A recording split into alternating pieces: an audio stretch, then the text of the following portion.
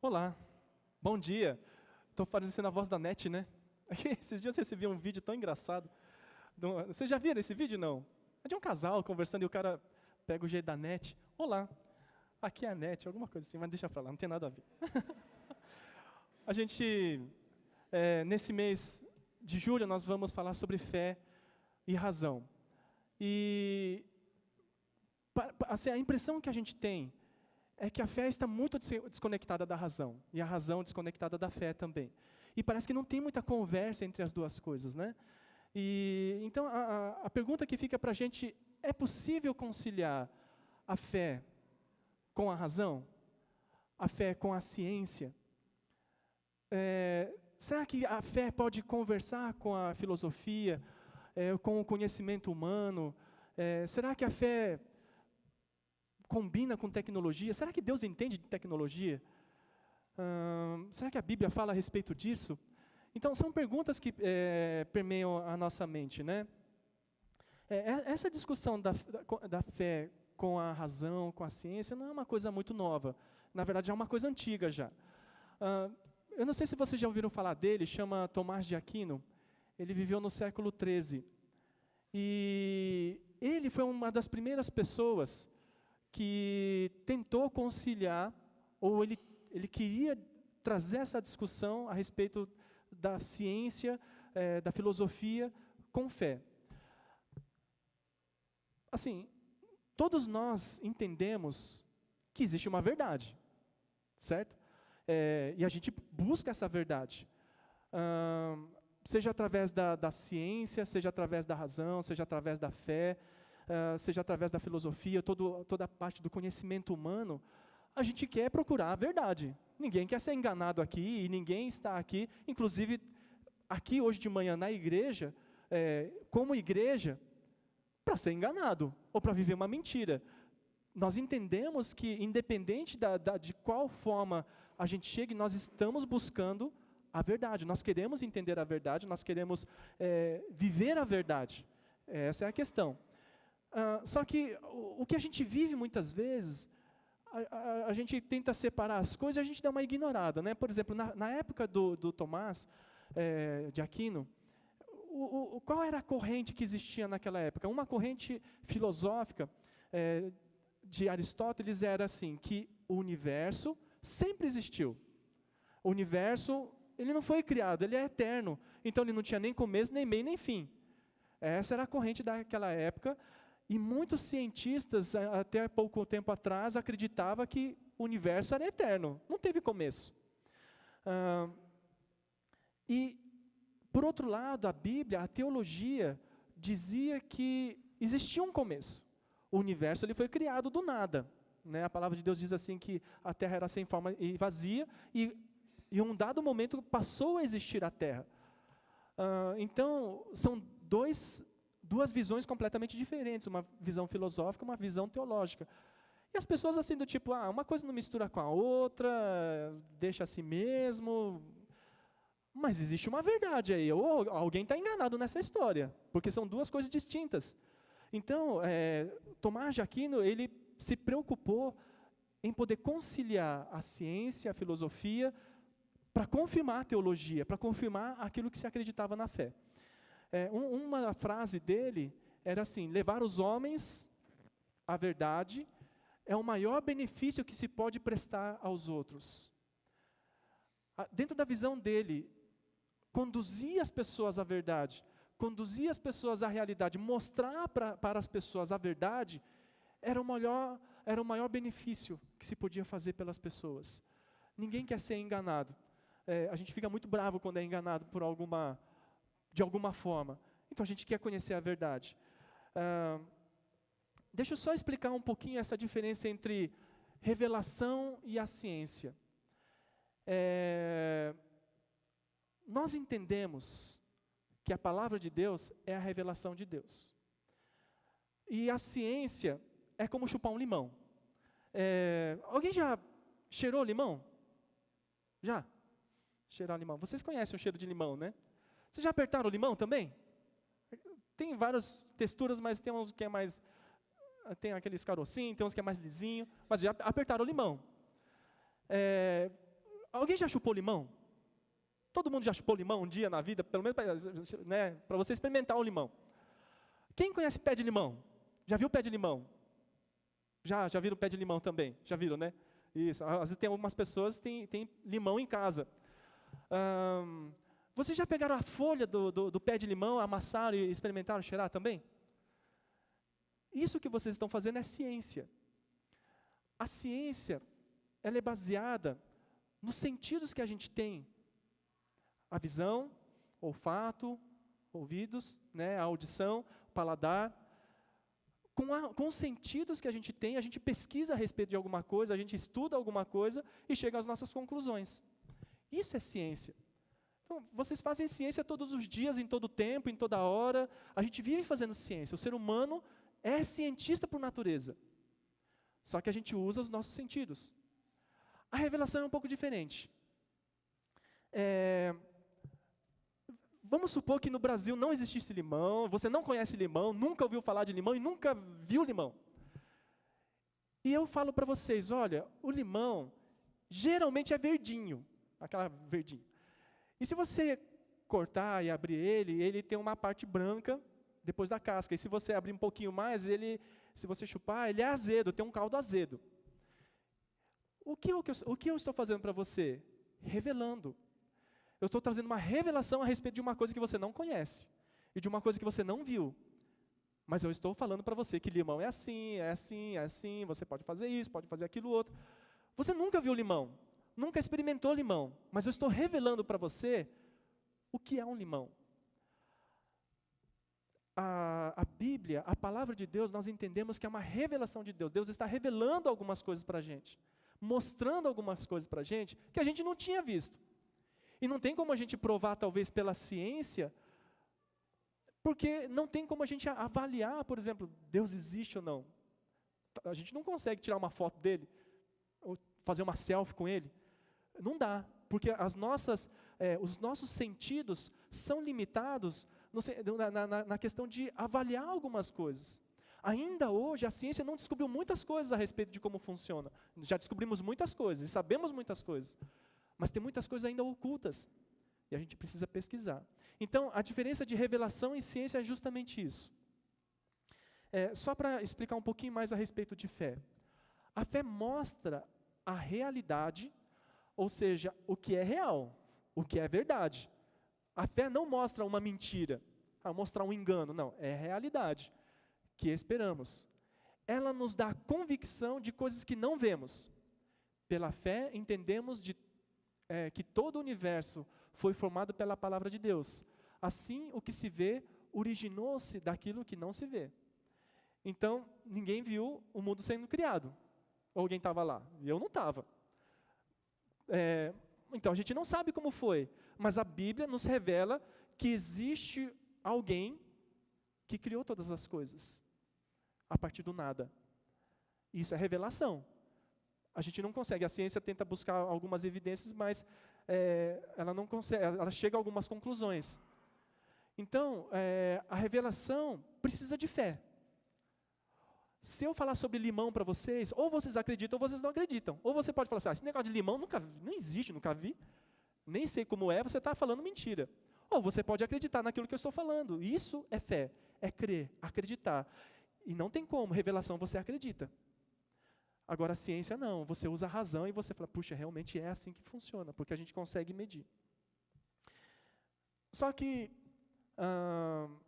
aonde começou, assim, existiu um período da história que a coisa complicou um pouco.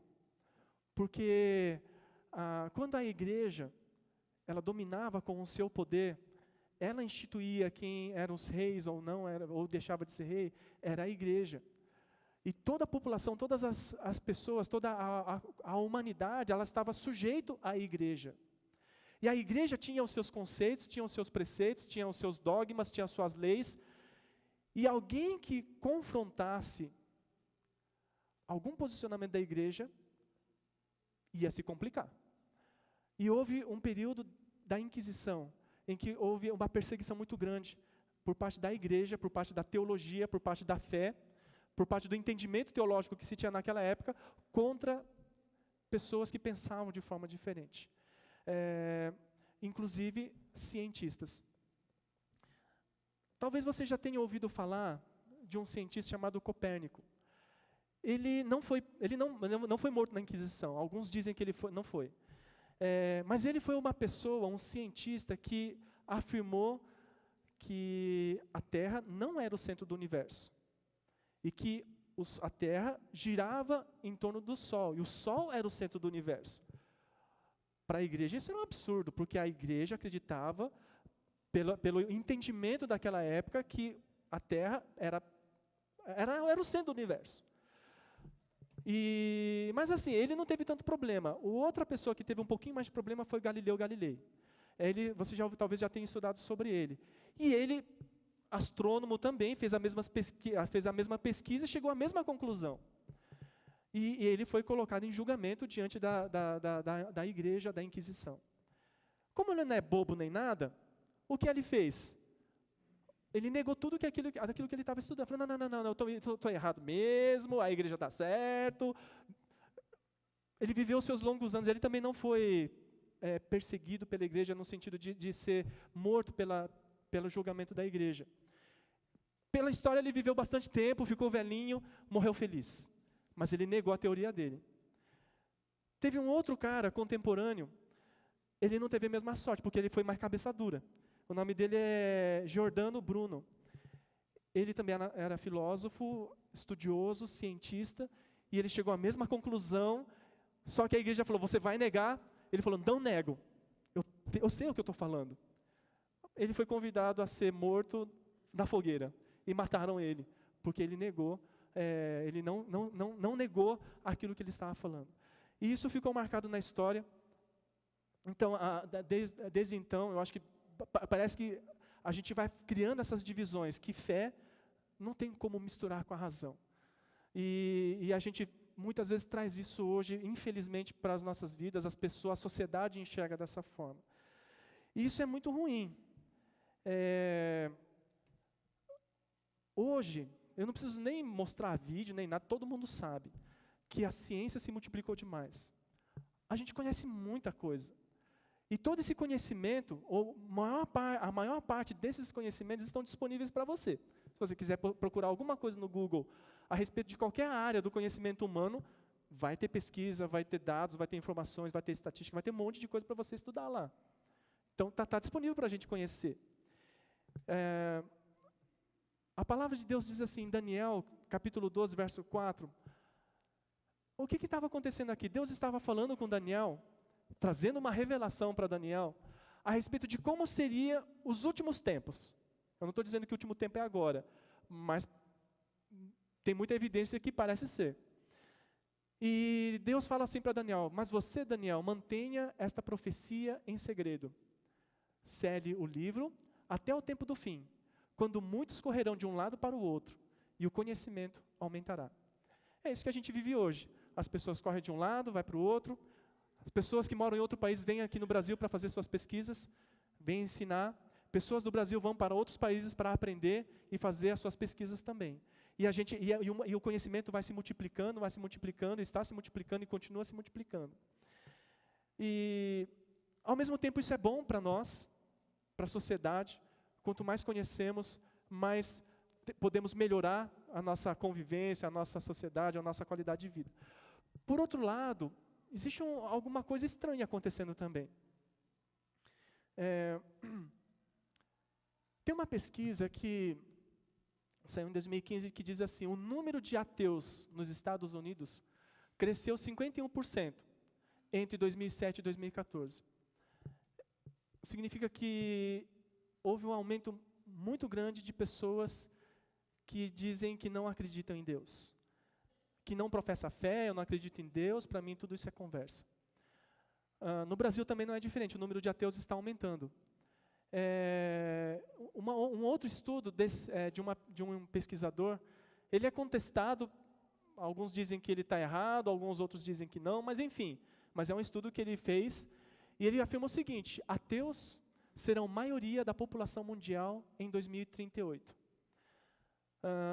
Muitos países, principalmente da Europa, a maior parte da população já são ateus, eles não acreditam em Deus. Ao mesmo tempo em que o conhecimento está aumentando, parece que o número de ateus aumenta junto. Então, o conhecimento parece que está distanciando as pessoas da fé, de acreditar em Deus. Eu fico pensando, por que será que isso está acontecendo, né? Existe um problema aí. Eu acredito que a gente não está sabendo dialogar com a nossa sociedade. Tem uma reportagem de um jornal cristão que diz assim, ele faz uma reportagem, ele fez uma entrevista e é um jovem que talvez aconteça em nosso meio, é muito comum acontecer, é o que está acontecendo, mas um jovem fala o seguinte, ele afirma o seguinte: tive várias decepções na igreja e depois passei por um processo intelectual. Venho de uma família de forte tradição religiosa, mas hoje a religião para mim é uma grande cegueira. Em outras palavras, o que ele está querendo dizer? Ele está querendo dizer que ele fazia parte de uma família religiosa e que ele era cego. E que ele não enxergava a vida como ela é. E aí ele diz que ele passou por um processo intelectual, ou seja, em outras palavras também, ele diz que ele era burro e deixou de ser burro. E aí no final ele fala assim que a religião é uma grande cegueira. Quem está na religião é um bando de pessoas que não pensam. E eu tenho certeza que você está aqui porque você pensa. Eu não sou burro e nem você. Graças a Deus a gente é inteligente, por isso nós estamos aqui. Mas essa é a visão que as pessoas têm. A pessoa fica um pouco inteligente, tem que deixar a fé, porque não cabe. Inteligente não tem fé. Pelo contrário, mas a gente tem um problema aí. Nessa mesma reportagem, um professor, um teólogo, ele diz o seguinte: o movimento evangélico no Brasil cresceu muito, mas desaprendeu a pensar. Por isso, não consegue dialogar com as novas demandas, como o avanço do secularismo. Ele está querendo dizer que a gente parou de pensar. Isso é ruim, porque fé não é irracional. A fé é racional. A fé faz a gente pensar. Tem uma recomendação do apóstolo Pedro que ele diz o seguinte, capítulo 3, versículo 15 e 16. E se alguém lhe perguntar a respeito da sua esperança, da sua fé, daquilo que você crê, estejam sempre preparados para explicá-la. Façam-no, porém, de modo amável e respeitoso e mantenham sempre a consciência limpa. Eu creio que essa recomendação de Pedro a gente pode aprender algumas coisas a respeito da nossa fé e de como podemos trabalhar essa questão de fé e razão. Sabe, a gente acha que não pode perguntar as coisas. Quando a gente tem essa questão de fé, a gente tem que ficar... fazer perguntas parece que é uma insubmissão. Mas não tenha medo de perguntas. Não tenha medo de fazer perguntas. Não tenha medo de ouvir perguntas a respeito da sua fé. Eu não tenho vergonha de falar isso, sabe? O Lucas, quando era menorzinho, teve um dia que ele perguntou para mim: pai, às vezes eu fico pensando se realmente Deus existe. Eu não tenho certeza. Será que Deus existe mesmo? Bom, talvez como um pastor, você possa pensar: poxa vida, o cara é pastor, não ensina o filho direito. Eu poderia fazer uma inquisição interna em casa, entendeu? Eu poderia instituir, junto com a Noemi, agora vai ser inquisição. Eu poderia começar batendo na boca dele. O que é que você está falando, moleque? Como você ousa falar um negócio desse aqui dentro de casa? Você é filho de crente, você é crentinho também. E se a gente acredita, você tem que acreditar também. Como você ousa falar que está colocando em dúvida se Deus existe? Você vai apanhar agora. Eu poderia fazer uma inquisição, não posso? Eu podia acabar com ele. Mas eu não posso ter medo de perguntas. E olha, para ajudar, a gente tem 2 filhos, né? A Isa, Mas não no mesmo dia, porque ele não viu a nossa conversa, né? Eu não fiz inquisição em casa, tá bom? Mas a Isa, da mesma forma, perguntou a mesma coisa. Pai, eu estava pensando aqui, será que Deus existe mesmo? Pergunta.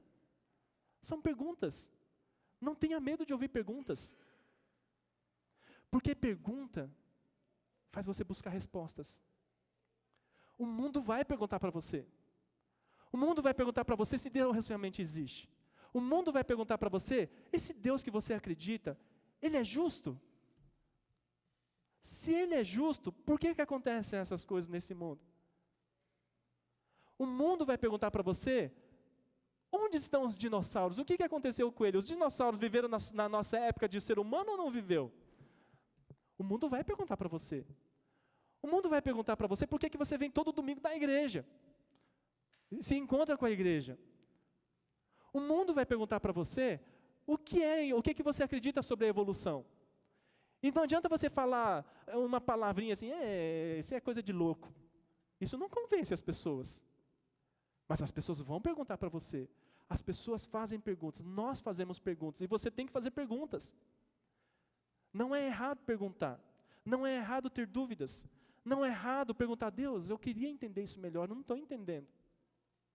Não tenha medo de perguntas, porque perguntas nos fazem procurar respostas. Pedro fala o seguinte, esteja preparado para explicar. Queridos, a gente se sente muitas vezes preparado para dar respostas adequadas. Mas como é que a gente explica? Estudando, aprendendo, perguntando, buscando respostas. Não tenha medo de buscar respostas. E quando a gente pensa, assim, a gente entende que a palavra de Deus, as Escrituras, é a nossa base de fé, é a revelação de Deus. Mas a Bíblia, ela não pode ser usada para fazer ciência. Ele não é um livro científico. O erro da igreja, de muitos hoje, e no passado também, é que pegava a Bíblia e fazia ciência com a Bíblia. A Bíblia não foi feita para fazer ciência. Você não pode pegar alguns termos da Bíblia e ficar tentando fazer ciência ali, é loucura, não dá certo. As pessoas vão perguntar para você se a Terra tem 6.000, 7.000 anos, ou se tem milhões de anos. Não vai pegar a Bíblia para fazer ciência em cima. Não dá para fazer. A Bíblia é revelação. O que é que ela quer que você saiba? O que é que Deus quer que você saiba através da Bíblia? É coisa simples. Primeiro, que existe um Criador, que fez tudo. Segundo, que esse Deus que fez todas as coisas te ama. Ele não fez você por acaso para você ficar perambulando por aí. Mas Ele fez você porque Ele te ama. E Ele quer se relacionar com você.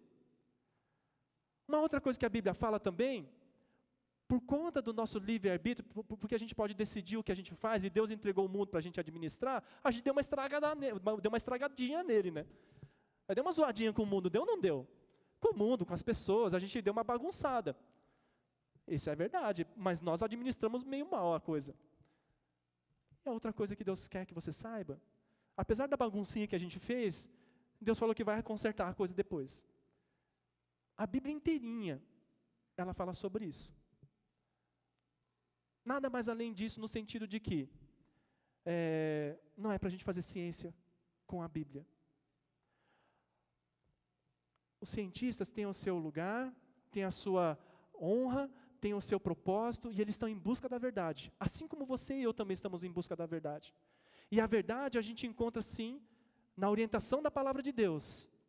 Mas a filosofia, o conhecimento, todas as demais coisas contribuem para reforçar aquilo que Deus está revelando na palavra dele. Saiba, esteja preparado para explicar as coisas. E seja humilde também quando você não sabe. Mas procure saber, procure entender.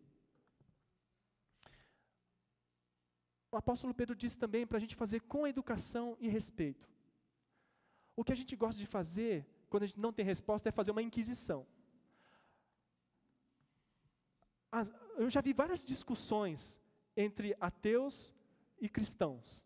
Daqueles que, só você procurar em qualquer site aí, tem aquela briga. Aí sabe o que cristãos fazem? Manda o cara para o inferno. Não, é ou não é? Assim, a gente não tem inquisição, mas é como se tivesse inquisição. Você é um tapado mesmo, você não tem fé, e quem não tem fé vai arder no inferno mesmo. Ou seja, mandou para a inquisição. Talvez verbal, porque senão é homicídio, né? Aí vai preso, né? Então, a gente não mexe com essas coisas. Mas você manda para o inferno, o cara da mesma forma. A gente não dialoga com as pessoas como a palavra de Deus diz, de um modo amável e respeitoso. Ame as pessoas e respeite as pessoas. Saiba conversar com as pessoas de uma forma tranquila. Não entre em discussão que não vale a pena. Não xingue a pessoa, não xingue a mãe da pessoa, não manda o cara para o inferno. Não precisa fazer isso. Mas converse com educação e respeito. É o que a palavra de Deus diz e nos ensina a fazer. Nós não somos donos da verdade.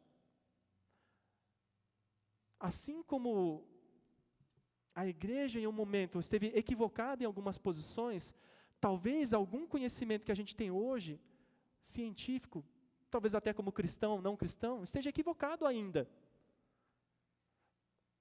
Muitos cristãos defendem que a Terra tem 6.000 e tantos anos. A Terra nova. É uma forma de pensar. Alguns outros cristãos acham que ele tem milhões e milhões de anos, conforme os cientistas falam. Mas independente disso, isso não tira o poder criativo de Deus. A gente não precisa ficar discutindo, deixa para os cientistas descobrirem, se é que eles realmente vão descobrir ou não. Talvez sim, talvez não. Alguns cientistas estão dizendo que há uma probabilidade muito grande, eles estão próximos de encontrar evidências de vida em Marte. Você já pensou sobre isso? Não a vida como a gente tem aqui, mas de uma forma bacteriana ou alguma coisa assim. Porque tem todas as condições de ter vida lá, ou de que no passado teve vida. E aí, o que é que a gente vai falar? Se realmente um dia eles descobrirem sobre isso. Você vai perder a fé? Ou a gente tem respostas adequadas a essa questão também? Eu já pensei em algumas coisas. Depois a gente fala, né? Não é o momento agora. Mas são coisas que a gente vai tendo descobertas e descobertas que a gente vai ter que pensar a respeito dessas coisas. E a gente tem que saber explicar a razão da nossa fé. Eu continuo crendo em Deus e vou continuar crendo em Deus, mesmo que encontre vida em Marte. Ou em qualquer outro lugar. Se encontrar. E a Bíblia diz o seguinte: tenha consciência limpa. Viva aquilo que você prega. Viva aquilo que você crê. Tem uma pesquisa que eu já até compartilhei com a igreja. É um pesquisador americano, Mark Holman. Ele fez uma pesquisa com cristãos, jovens cristãos da igreja. E ele diz o seguinte, ele afirma o seguinte, que 7 adolescentes jovens, dentre 10, ou seja, 70% dos jovens, eles vão abandonar a fé até o 2º ano da faculdade. Eles vão deixar de acreditar em Deus. Essa é a realidade que a gente vive. E aí ele pontua o seguinte: mas o que acontece? Qual a razão? Por que eles abandonam a fé? Assim, são várias questões, mas uma questão é, os filhos, eles não encontram coerência daquilo que o pai e a mãe prega. Acreditar, ou naquilo que eles pregam, ou dizem que acreditam, mas eles não vivem. E aí o jovem fala, esse é o Deus que eles creem? Para mim parece ser uma mentira. Eles abandonam a fé. Então a palavra de Deus diz assim, para a gente ter consciência limpa, no sentido de que nós não somos perfeitos. Nós nem vamos conseguir ser perfeitos diante dos nossos filhos. Nós erramos diante deles, diante das pessoas, diante da sociedade, diante de várias coisas. Mas a questão é que a gente tem que procurar acertar as coisas. Eu errei, vou acertar. Aconteceu algum problema, vamos acertar. Mas eu tenho que ter uma consciência limpa diante de Deus. Deus, me perdoa. Querido irmão, me perdoa. Eu errei com você. Consciência limpa. Uma vida coerente fala muito mais na vida das pessoas do que simplesmente palavras, conhecimento, ficar tagarelando um monte de coisa bonita. Se você fala um monte de coisa bonita, mas você não vive aquilo que você diz que acredita, as pessoas não vão acreditar também. Então, seja consistente, seja coerente naquilo que você acredita, tenha consciência limpa. Eu quero indicar um autor para vocês, ele inclusive tem vários vídeos no YouTube também. O nome dele é William Lane Craig. Um dos livros que ele escreveu se chama Em Guarda. Talvez seja um livro interessante para você ler, porque ele vai te ajudar a dar respostas coerentes, consistentes e inteligentes a respeito da nossa fé cristã. É uma pessoa que tem sido muito usada por Deus em defesa da fé. Num debate, um pouquinho antes de um debate, de subir num debate, ele é convidado, né, a ter vários debates na televisão, no auditório, nas universidades, com ateus. O pessoal gosta dessa discussão e o pessoal chama ele vai. Haja coragem para ir, né? Porque o cara tem que ser bom para dar respostas consistentes e coerentes. E num desses encontros, num desses eventos, a pessoa que ia ter essa discussão com Craig, é um ateu, ele diz o seguinte: posso dizer que meus colegas ateus o levam bem a sério. Ele é considerado um adversário muito duro, rigoroso, culto e formidável. O certo é que Craig se destaca pela elegância com que apresenta seus argumentos, mesmo quando submetido ao fogo cerrado. Quem disse isso foi Christopher Hitchens. Ele já é falecido, mas ele foi um dos grandes ateístas do movimento ateísta na época. Ele é uma pessoa muito conhecida entre os ateus. E ele fala que, olha, esse cara merece o meu respeito, porque ele sabe realmente ser consistente naquilo que fala. Eu acho que a gente não precisa chegar no nível dele, né? Mas o que eu quero compartilhar com vocês e incentivá-los é de que vocês não ignorem a razão, o conhecimento, a ciência, mas façam tudo à luz da palavra de Deus. Porque existe uma verdade, e a verdade é única. Nós não somos donos da verdade, mas entendemos que a palavra de Deus revela a verdade. Agora, nós precisamos também estudar de forma que a gente entenda a palavra de Deus tal qual ela está sendo revelada. Não conforme eu quero. Eu acho que eu gosto desse jeito, esse jeito é meio esquisito. Não, eu tenho que entender o que ela está querendo dizer. Então, como igreja, eu louvo a Deus, porque todos vocês, cada um de vocês, são pessoas inteligentes. Eu não tenho dúvida disso.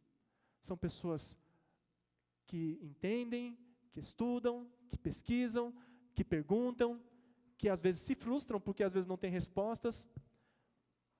Mas eu creio que Deus vai dar graça para que a gente possa viver e dar respostas coerentes para essa sociedade. Porque a sociedade carece de respostas. Os próprios cientistas carecem de respostas. E eles perguntam muitas coisas também. Vamos ficar de pé? Nós podemos orar? Eu queria orar junto com vocês.